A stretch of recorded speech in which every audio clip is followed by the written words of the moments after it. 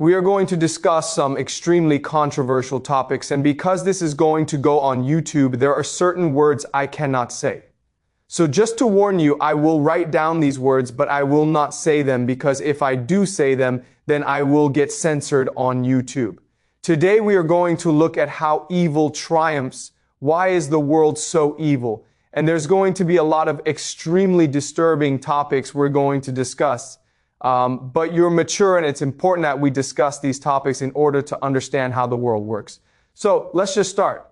And we will do a lot of speculation and theorizing in this class. So do not take this as gospel. Do not believe this is the truth. The entire point of this class is to help you develop the theories and the ideas to better understand the world. These are tools, okay? This is not truth. These are tools.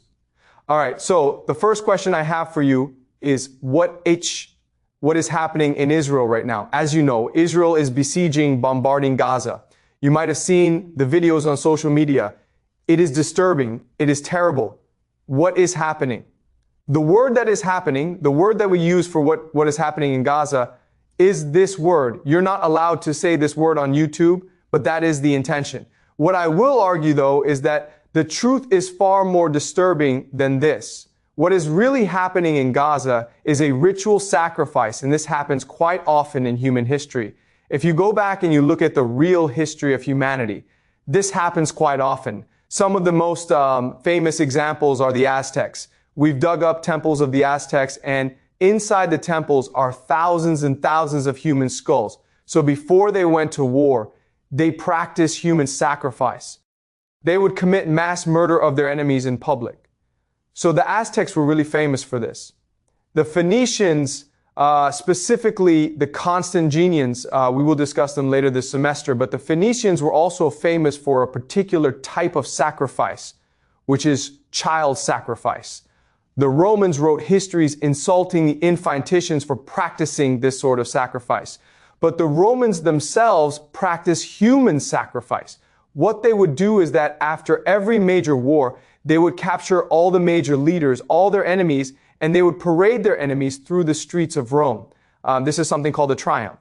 At the end of the triumph, they would gather enemies at the temple of Jupiter. Jupiter is their god. And then they would strangle to death their enemies. That's sacrifice. That's human sacrifice. They didn't call it that, okay? And they sort of disguised it. But we know for a fact that they did do this. So the question for us is, why is it that this happens? Why did the Aztecs do it? Why did the Phoenicians do it? Why the Romans do it? And why is it today the Israelis do it in Gaza? And remember, okay, what the Israelis are doing is quite horrific, because it is really this sort of sacrifice. Why? Because 47% almost half of the population of Gaza is under 18 years old. So the majority of people who are getting killed are in fact children. What is most striking or blatant about what's happening in Gaza is that we can all see it for ourselves. And it's almost as though the Israelis want us to see it and want us to hate them, right? You can see all over the world, popular opinion is turning against Israel. You have these popular protests all around the world protesting what is happening in Palestine. If they really wanted to do this, right, there are actually much more effective ways of doing this. For example, you could just poison their water, or you could poison the ear so that everyone in Gaza gets a fast cancer, right? We have the technology to do this. So Israel could do it this secretly and no one would talk about it. And in 20 years' time, 30 years' time, the population of Gaza would all be gone. It would be a very secret, right? Instead, they choose to do this in front of the world. And my argument to you is that this is intentional. They want the world to hate them because by doing this, they create the ultimate taboo, right? We find this disgusting and contemptuous. So the entire world will unite against Israel. But guess what? That's what their religion wants. In the extreme form of Jewish eschatology or their religion, they believe that at the end of the world, Israel will fight the entire world and God will help Israel triumph in the end. So what's really happening in Gaza is that there are extremists within the Israel government who want to accelerate the process of the end of the world, where Israel will face the world. And if you think about it, the entire idea of this ritual sacrifice is to unite the Israeli population. And what's extremely disturbing and horrifying about it is that this works. Why? Well, let's use an analogy. Okay, the analogy is this. In Chinese history, the most popular military strategy is to fight with a river behind your back. You guys have heard of this strategy, right? Where, an army is losing, it's being scattered by the enemy. So what the general does is forces the army to retreat to a river, and now with a river blocking your escape, you have a choice. You can either drown in the river, or you can fight to the death, and most soldiers will choose to fight to the death. And so at this point, the soldiers are unified, they're galvanized, they're energized. And then they find a surge of energy to go and destroy their enemy. Okay, this is the most popular military strategy in ancient Chinese history. And guess what? It's the same as Israel doing this right now in Gaza. It's the same logic. Yes, you have a question. So what is the river for the Israel? That's a good question. What's a river right here? Right. The river is a taboo, right? What's the worst thing you can do in modern society? Killing children, guys.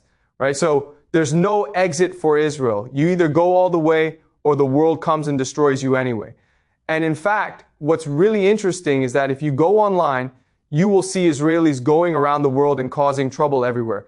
They're going to start fights. They shout death to the Arabs on public buses in the Western world. It's intentional. They want to unite themselves by dividing the world, by angling the world. Okay, does that make sense? All right, so this is all very disturbing, and I want to slowly unpack, review to reveal to you how this works.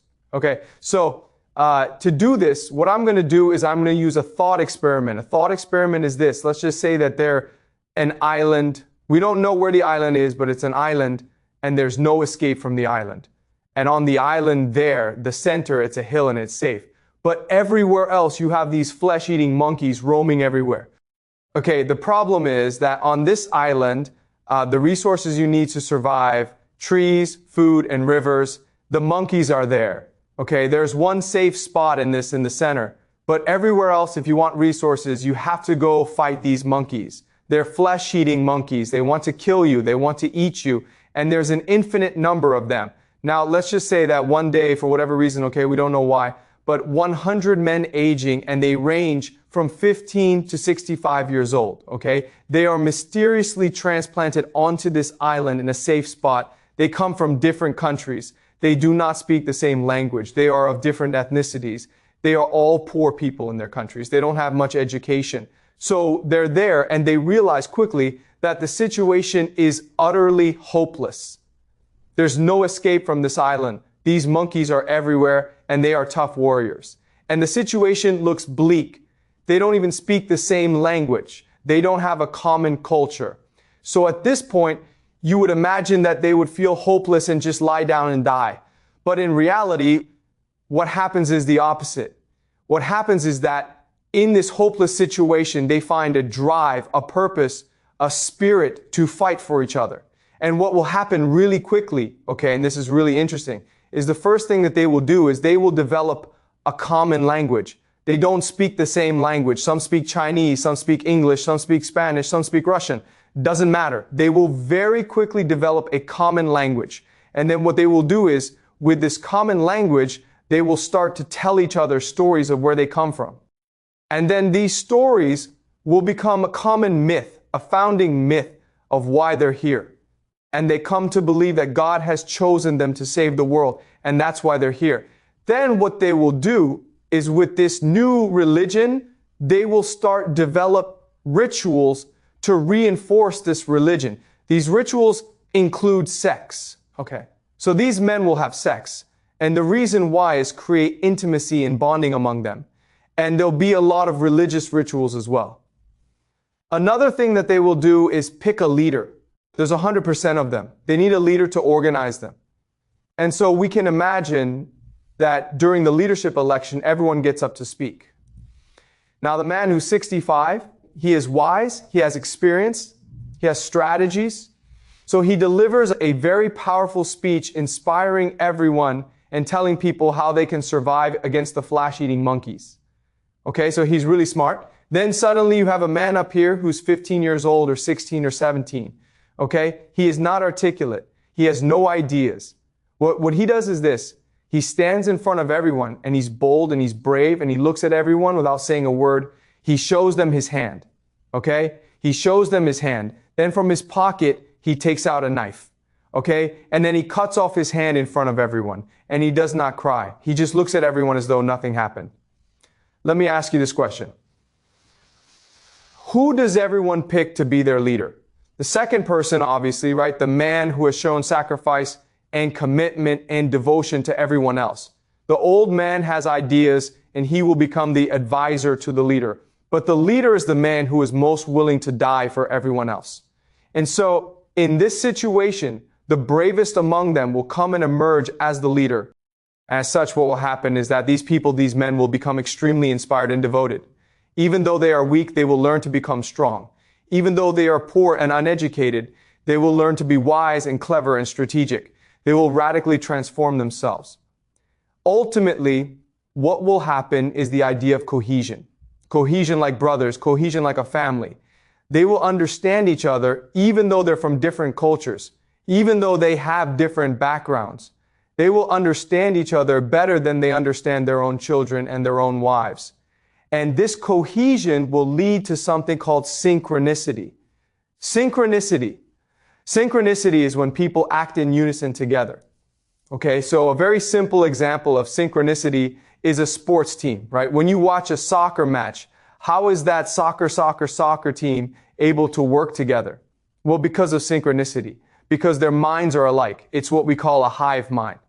And this allows for something called telepathy. They're able literally to think and act as one. So let me give an example of this. Let's just say they're like, these men, they're sleeping, but one of them wanders off to collect wood and then he's attacked by monkeys. It doesn't matter if he screams because he's too far away. Would his comrades know that he's in danger? They would, okay? And the example here is, let's just say you're a mother and you have children, okay? And one of them goes off to France on a vacation, but then while he's in France, he gets hit by a car and he's hospitalized. Would you as a mother know that your son is in danger? Would you feel it? He hasn't called you. You don't know about this, but in your heart, would you know it? The answer is yes, you would know it. You would feel something is wrong. You would get on the phone and try to call your son. You can't reach your son, you would call the police. Okay? You don't know what's happening, but something in your heart is telling you, I need to get in touch with my son. Okay? And that's how the hive mind works. That's how synchronicity works. Let's look at another example. Let's just say that one day there's 10 of you and you're all collecting wood, and then suddenly you're attacked by 100 flesh-eating monkeys. There's a bridge that you've created. Okay? It's a rope bridge. 9 get across the bridge. All right? But you're the last person. Okay? And all the monkeys are about to descend on you. And you know that if the monkeys get across, your comrades are dead. So what do you do in this situation? Yeah. You cut the rope. Okay? You die. You don't think about it. You just kill yourself, because what matters is not your life. What matters is the family. What matters is the team. And we know about this because in war, what often happens is in trench warfare, the enemy will throw a grenade into the trench, right? There's not enough time to get that to pick up that grenade and for away. So what soldiers do is they will jump on the grenade and absorb the explosion, thus killing himself. It happens instantaneously. No one thinks about it. You just do it because what matters is saving your comrades. And this is what happens. Okay. A synchronicity develops where it's almost as though you're able to read each other's minds. And they keep on doing this for like 10, 20 years. And then suddenly, okay, let's continue a thought experiment. Suddenly, you are transported back to the real world as though nothing happened, but you have memories of what happened. Okay, does that make sense? Okay, you've experienced 20 years of hell on Monkey Island. You've dealt the capacity to work together. You have a hive mind. You're really energized. You're really inspired. You're really driven. You have a new religion all to yourself. Now, suddenly you're all transported back to your real world, your old life. Okay. Now, what would happen?